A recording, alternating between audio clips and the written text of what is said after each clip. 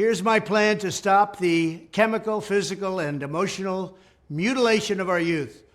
On day one, I will revoke Joe Biden's cruel policies on so-called gender-affirming care. Ridiculous. A process that includes giving kids puberty blockers, mutating their physical appearance, and ultimately performing surgery on minor children. Can you believe this?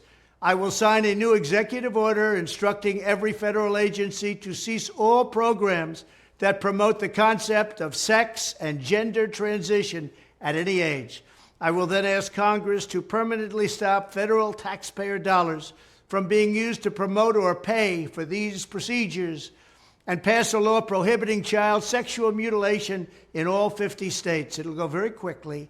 I will declare that any hospital or healthcare provider that participates in the chemical or physical mutilation of minor youth will no longer meet federal health and safety standards for Medicaid and Medicare and will be terminated from the program immediately. Furthermore, I will support the creation of a private right of action for victims to sue doctors who have unforgivably performed these procedures on minor children. The Department of Justice will investigate Big Pharma and the big hospital networks to determine whether they have deliberately covered up horrific long-term side effects of sex transitions in order to get rich at the expense of vulnerable patients, in this case, very vulnerable. We will also investigate whether Big Pharma or others have illegally marketed hormones and puberty blockers which are in no way licensed or approved for this use.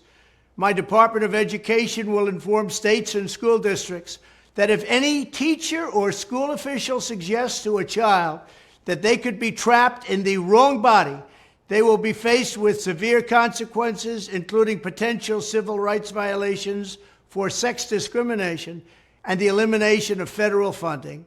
As part of our new credentialing body for teachers, we will promote positive education about the nuclear family, the roles of mothers and fathers, and celebrating rather than erasing the things that make men and women different and unique. I will ask Congress to pass a bill establishing that the only genders recognized by the United States government are male and female, and they are assigned at birth.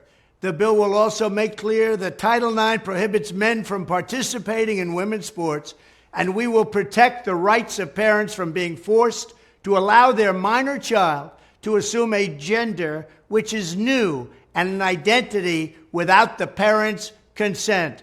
The identity will not be new, and it will not be without parental consent. No serious country should be telling its children that they were born with the wrong gender, a concept that was never heard of in all of human history. Nobody's ever heard of this, what's happening today. It was all when the radical left invented it just a few years ago.